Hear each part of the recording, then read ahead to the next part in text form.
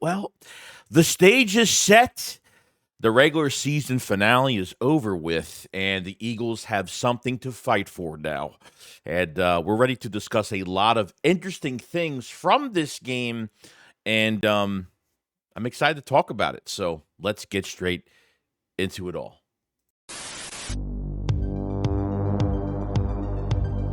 A killer buried, but not dead. Darren, we better turn around. Because I've seen enough horror movies to know any weirdo wearing a mask is never friendly. Yo, what is going on, guys? I hope everyone's having, I can't even talk right now. I was having a fantastic day today. This video is sponsored by BetUS, so go check them out. So I mean, the regular season finale is done with the Eagles win against the Giants 20-13, and even with our backups in, it seems like they're just still better than the New York Giants, and they really had no chance in this game, to be honest with you.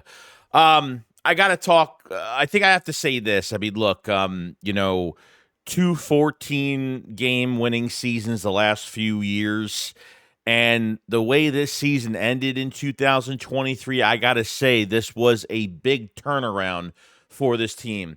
I understand that we haven't hit the playoffs yet. I understand we're going into the playoffs now, and there's still a lot to be, a lot to see. And I feel really good going into the playoffs. I feel like they could beat almost anybody.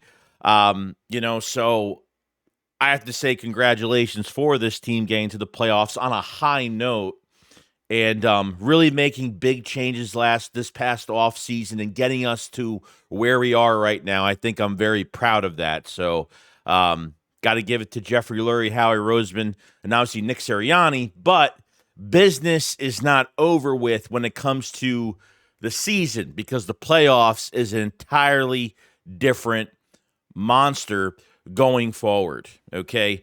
Now, we're going to talk about the game a little bit. Obviously, I'm not going to go over all the quarters. I'm going to go over the things that I liked, I disliked, things that we can improve on. There's probably one small little detail. Maybe it's not small. I don't think it's going to be that. I don't think it's going to be a big deal. Hopefully not. But one thing that can linger on to the playoffs that I am worried about, and I know it's not Jalen Hurts, it's not anything like that.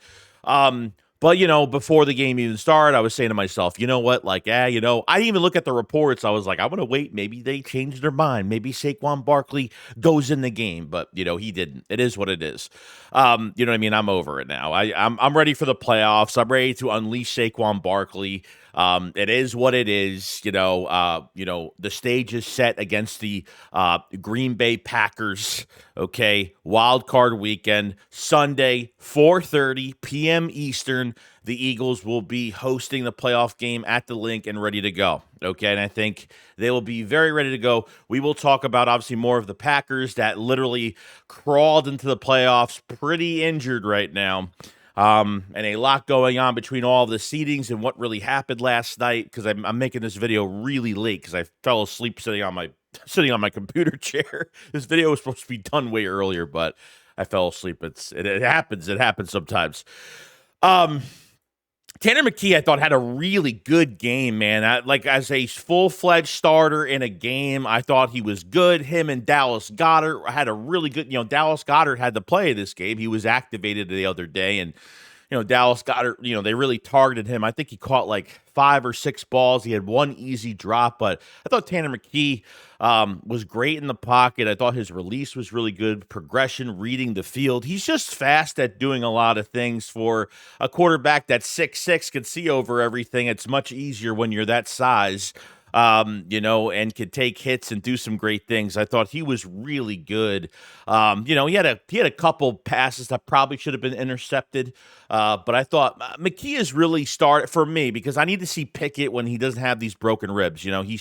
Unfortunately, when you get thrown into a game against the Commanders, you're not going to play well. You don't play at all. You're not practicing with the ones. There's no chemistry. There's nothing going on.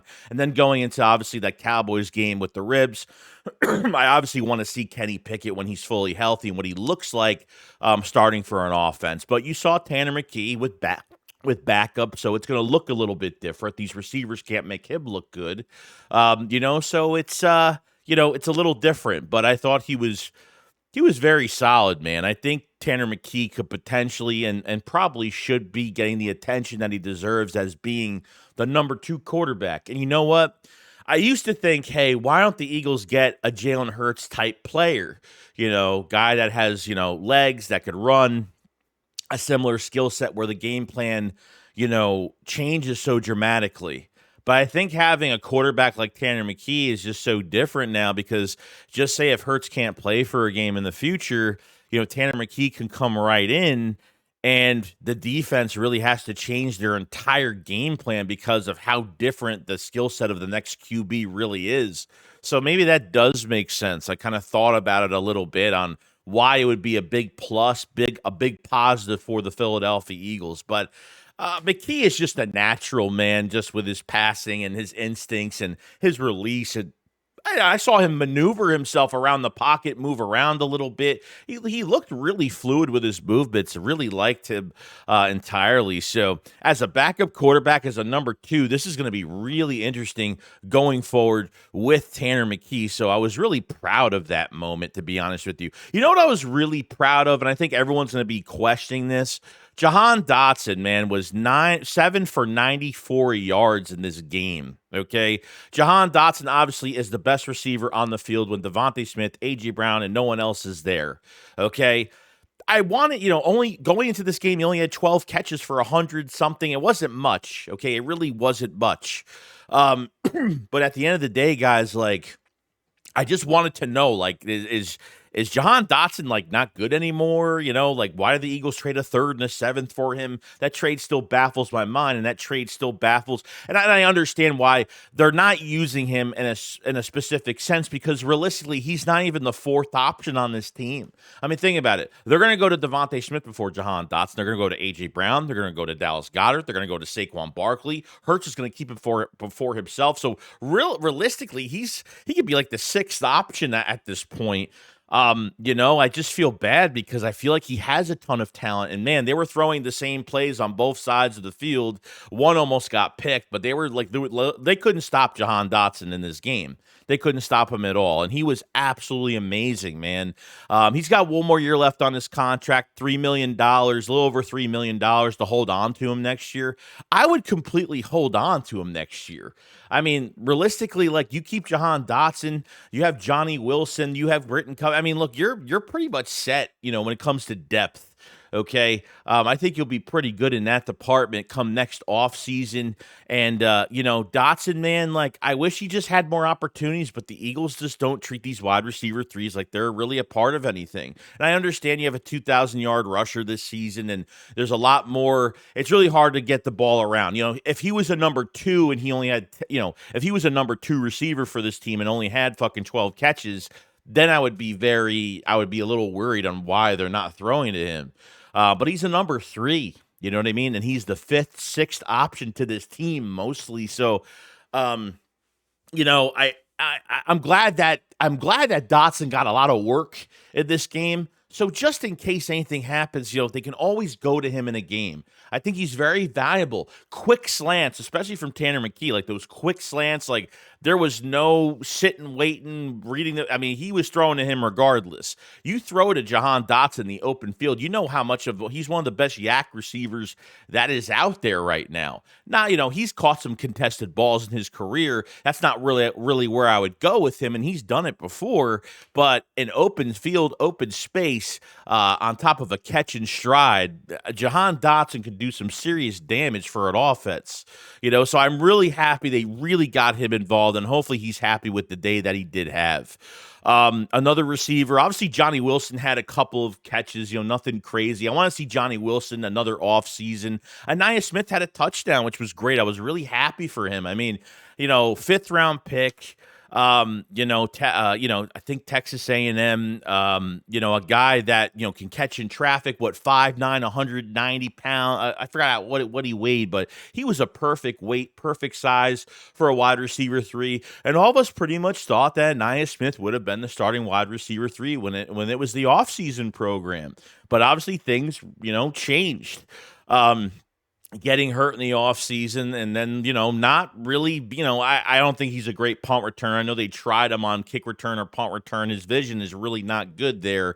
But he needs more time. He needs way, way, way more time. And I was just happy that he had a couple catches. He had a drop, so they didn't target him too much in the game, but at least he got that touchdown, which I was really happy about. So Nia Smith is really a big question mark right now for a mid-round pick, and it is what it is, a late-round pick, I should say, for the Philadelphia Eagles. And, we'll see more from him. But, I mean, I was pretty happy with the receivers all in all when it came to this game regardless. Will Shipley, I thought he was pretty damn good. I gotta say, Shipley had a good amount of reps, and then he came back out, and then Gainwell had a lot of reps. I don't know if Shipley got hurt again. I mean, Shipley's coming off the concussion. Now he's hurt again. I'm not even sure what's going on. I gotta say, the one thing I don't like about Shipley is that he just runs in a straight line and he doesn't really make any type of moves. Okay, I know he did this at Clemson. I understand this. He needs to add a little bit more tools in his toolbox when it comes to his just getting a handoff, because I feel like he's very generic on his straight line runs, and but the thing I can credit him for on those is that he plays really physical. He runs into piles and he does his thing. I want to see Will Shipley run behind the starting offensive line, because potentially he could be the number 2 back behind Saquan Barkley. I think this is the Kellen Moore-esque running back dual threat that they've always wanted, to back up a big-time running back like Saquon Barkley. But remember when Tanner Mcke pretty much got tackled and he was going down, he dumped it off late on the flat to Will Shipley. Will Shipley in the open space off a catch, making the first guy miss, breaking his ankles, getting the first down. Will, he had a wheel route on another one. I mean, Will Shipley in the passing game is probably going to be one of the most dangerous weapons we have ever had in this backfield. I mean, this is just more ammo for us at the end of the day. Okay, Will Shipley is going to be a beast. Okay, am I a big fan of him just being a straight line runner at times? Not really. Maybe just the protection was just bad. I mean, who knows at this point what it looks like when you actually have your starting offensive line out there. These running backs will look a lot better. But in the passing game, throwing to him on stride, throwing to him in open space, and letting him do the rest on his own in open space, Will Shipley is a talent. I think they've been holding him back like crazy this year. But I have to give respect to Kenneth Gainwell, because I think this has been like Kenneth Gainwell as how he looks. I think this is one of Kenneth Gainwell's most best looked years that I've really ever seen in a while. So Shipley, though, I love this guy. I mean, him in the passing game, that's where you get your value. Like off of a catch and run, man, that guy could do some damage. And I'm very excited for that going forward. The safety position, okay? Now I'm starting to realize why Fangio doesn't like Sidney Brown, okay? Sidney Brown was very reckless. He's very reckless in games, okay? The one thing I don't like about Sidney Brown is, number one, like, you're coming off of a concussion already. You've already had a couple of these things already. And, he just bombs. He missiles his whole body into somebody, not really using technique to tackle somebody, okay? He came in to try to get a tackle for loss in the backfield, unfortunately, and missed some easy tackles, man. You got to make those tackles. He over-penetrates sometimes and can't get his hands on somebody with his speed. So that's one of the bigger problems. I could see why they like McCollum a lot better, because I think as a tackler, McCollum is better. But I think from a coverage standpoint, they do like Sidney Brown a lot more. I've definitely noticed that. So, you know what I mean? You got to pick your poison with things like this. But, another offseason could be under their belt to get a little bit better for depth purposes for the safety position. I thought Avonte Maddox actually played pretty well at safety when he did. He had a couple good tackles, one on special teams too. But yeah, Sidney Brown, like, I love the physicality that he brings, but man, he is reckless and just careless sometimes when he just goes in to tackle somebody.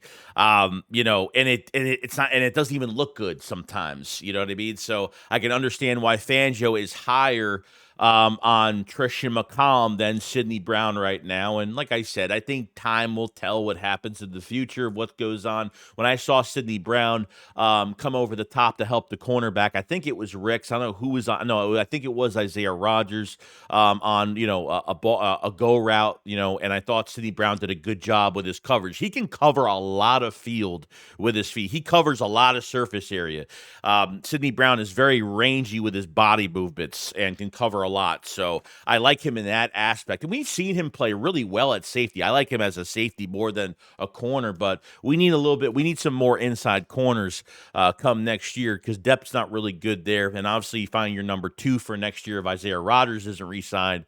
Maybe could be a little bit of a problem, but we'll see what happens. We're not there yet. But that is the safety position, and that's where I kind of want to point some things out right there for you guys. Now, the playoffs, right? Here is one thing that I'm still very, very nervous about. It's fucking special teams, guys. It's totally special teams. Because, Elliott missed a 39-yarder. Okay. And then people are like, well, the wind and this. I'm like, dude, it doesn't matter, man. He's got one fucking job. There's no excuses for kickers. They don't got to lift. They don't got to run. They don't got to fucking eat. They can eat bad. They can eat 10 chocolate bars in one day. I mean, as long as that leg isn't broken to kick, you're fine. Okay. Now, remember back to the Cowboys game, okay, where the Eagles were using Michael Clay, the special teams coordinator, was using Jake Elliott on kickoffs because of Turpin, okay? Now, that was the only reason why they did that. They go into this game against the Giants. Braden Mann kicks the ball. Literally the opening, I think it was the opening kick. Ball bounces out of bounds and then it's a penalty to the 40-yard line. Braden Mann had a really bad punt in the fourth quarter. It probably went like 20, it probably went like 15 feet in the air and it shot like a bullet. If a punter kicks a ball on national television and you're watching it and you can see the ball on your screen, that's not a good punt. I mean, that's already tells you that's not a good punt as it is. Okay? I mean, just a bad punt and then a bad kick to open everything. So, and then Braden Mann on kickoffs, horrible. So they ended up putting Jake on kickoffs later in the game. Jake needs to stay on kickoff. Okay, because I do not trust Braden Mann. I trust him. I trust Braden Mann more with punting. I do him on kickoff because, man, let me tell you something. We can't have these. We cannot let these these kick returners, these punt returners do damage to us because of a stupid kick or because it's too short. Or that Commanders game, he's kicking the ball to the 10, to the 15. I mean, they're at half field almost every fucking time it happened. Okay? So Jake needs to keep his fucking foot warm the entire game because if he doesn't, the Eagles are going to be in trouble. It puts your defense in a really bad spot. Okay? Can't keep Jake Elliott's leg cold the entire game. Honestly, guys, I don't know if I trust him over 50 yards right now. So I'm really hoping in the playoffs that they play on all 4 cylinders and they're playing at the top of their craft because, like I said, I don't think I even trust this guy over 50 yards. So we'll see what happens, but, special teams, it might not be a big deal to people, but let me know. It's going to be that one difference in the game where, we're up a couple touchdowns and boom, they get a return and they're back in the game. That's all it's going to take when it comes to bad special teams. I haven't really liked Michael Clay this season. Last year, he looked a lot better. This year, I don't like his decision-making. I liked how Jahan Dotson was the number 2 punt returner. I thought that was really cool. So we found that they really like him on punt return. The one thing I can't stand is, kick return, bro. Why is Isaiah Rodgers not returning fucking kicks? Okay, why is Kenneth Gainwell? I mean, realistically, guys, what is the obsession? As much as I give Kenneth Gainwell shit, and he's had a good season this season, why in the hell Do they like him on kick returner? He's got no speed. He doesn't have a kick returner, like he doesn't have the metrics to do this, and they put him there. Okay? I don't get I honestly don't get that whole entire situation. Isaiah Rodgers has kick returned in his career, and he has scored in his career with the Indianapolis Colts. He's got a special teams pedigree under him. Why don't they switch Gainwell and Isaiah Rodgers or something like that? Why is it that they still use Kenneth Gainwell? He's slow as shit on kick returns. You're not going to get enough speed on kick returns. Isaiah Rodgers gets the ball, and man, he is fast. He is lightning quick. So that whole thing, the whole special teams is bothering me going to the playoffs. It's the only thing that I am nitpicking right now. The only thing I'm nitpicking that's like the bigger of the problems, because special teams is the third part of your game. You can't really ignore too much, okay? And that's where we're at with special teams. That's where I'm at with that. So I hope, the Eagles win 20-13 against the Giants, okay? 14-win season, okay? The stage is set against the Green Bay Packers for Sunday at 4:30 Eastern. Very excited for it. I can't wait for it. We're going to be talking more about the Packers this week, the NFC this week, because a lot of interesting things are happening. And I think the Eagles were better off to be in that second seed locked in, because I think it's going to come to them really, really nicely if it works out right. Okay. Let me know in the comment section below what you guys think about the whole situation with this team. What is the one thing you're worried about this team going into the playoffs? How did you feel? Who was your favorite player from this game? You guys just let me know. What do you think about Tanner Mcke so far? And if you guys haven't checked out the Philly Shakedown podcast merch, we have a new promotion. Throughout the entire playoffs, if you buy 2 pieces of merch, you get free shipping. Yes, you buy 2 pieces of merch. Doesn't matter what type of mix match of merch that you get free shipping with your order. So click the link in the description below and in the top comment as well, and go buy some Philly Shakedown merch before the playoffs start, because we're really excited. I can't wait to just, get into the playoffs on a really good note, and that was like a really big for me.